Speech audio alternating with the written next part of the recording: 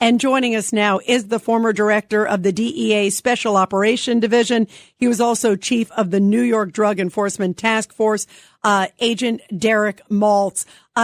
Derek, it is so great to have you here on such an important topic. First of all, your reaction, this is really, I just think, jaw-dropping when we hear that there was a drug trafficker caught with a rolling suitcase on a packed subway. 13 kilos of fentanyl. You know how dangerous that is. Rita, thanks for having me. My hat goes off to the men and women of the DEA and the NYPD and the state police. I'm very familiar with that task force as I ran it for a couple of years.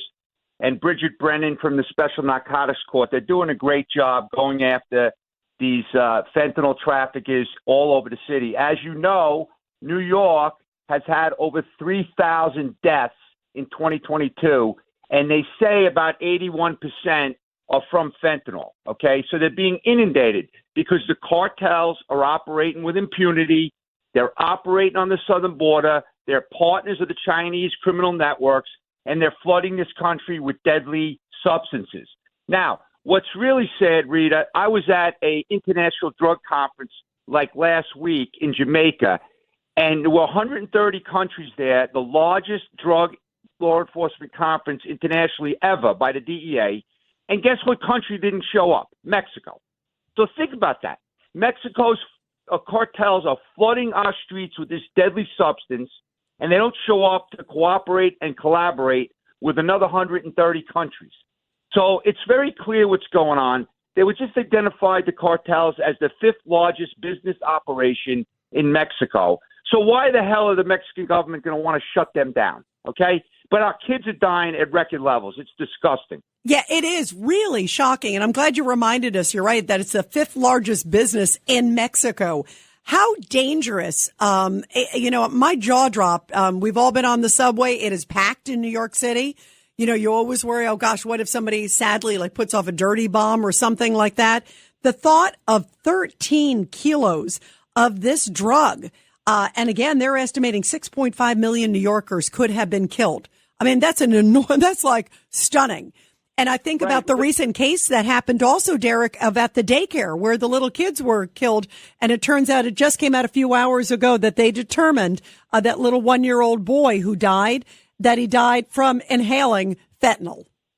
Right. So, read it. It only takes 2 milligrams of fentanyl to kill. That's number one. So if you look at a 1 gram sweetener packet that everybody uses every day, okay, 1 gram could potentially kill 500 people if it was pure fentanyl. Now, one thing I want to make clear is that, yes, very, very sad story at the daycare center, and great work was done by the law enforcement community getting that guy in Mexico, tracking him in a couple of days in Mexico, grabbing him, getting him back to the U.S. But during the same week, there was a little 2-year-old girl out in Pierce County, out in Washington State, on her father's lap, and that girl died. And the medical examiner said they've never seen that many pills in a child. Now, the DEA administrator just announced this week that they seized already this year 60 million fake pills in America. And they seized 57 million pills last year. Now, this is another announcement that she made, brand new. 7 out of 10 pills that they are seizing contain a potentially fatal dose of fentanyl. So these kids out there that are, looking at drugs to help them feel better, and they're popping a Xanax, they think it's a Xanax or Oxy or Adderall, whatever the hell it is, 7 out of 10 of those pills have a potential fatal dose. So the cartels are saturating our streets. That's why we have to decimate the cartels. We can't keep going after this like it's a law enforcement problem alone. They are killing our kids at historic levels, and we have no sense of urgency out of the White House. It makes no sense because it's a chemical weapon attack on our country, and the Chinese Communist Party are behind it. They're providing all the chemicals. They're providing the money laundering services for the cartels as our country's getting destroyed. Makes no sense. Absolutely. But we have absolutely no urgency from the White House.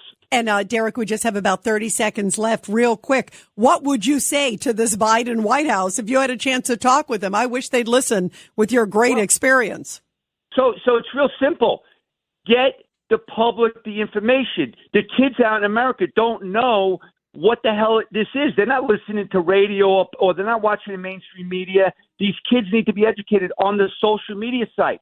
Why don't we use Taylor Swift instead of this frenzy tomorrow all over the NFL over this weekend? Why don't we use Taylor Swift to put out some social media messages to the kids? Why don't we use these social media influences that the White House is using for this fraudulent campaign messaging and put out messages to the kids so the kids learn? Because right now they have no idea what they're taking and they're dying at record levels.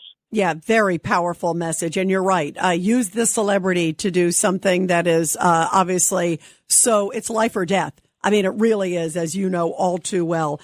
Derek, thank you so much for joining us here on a Friday night. This was such an important topic, and you're the best in the business. We really appreciate you being here. Have a great one. Thanks for covering it.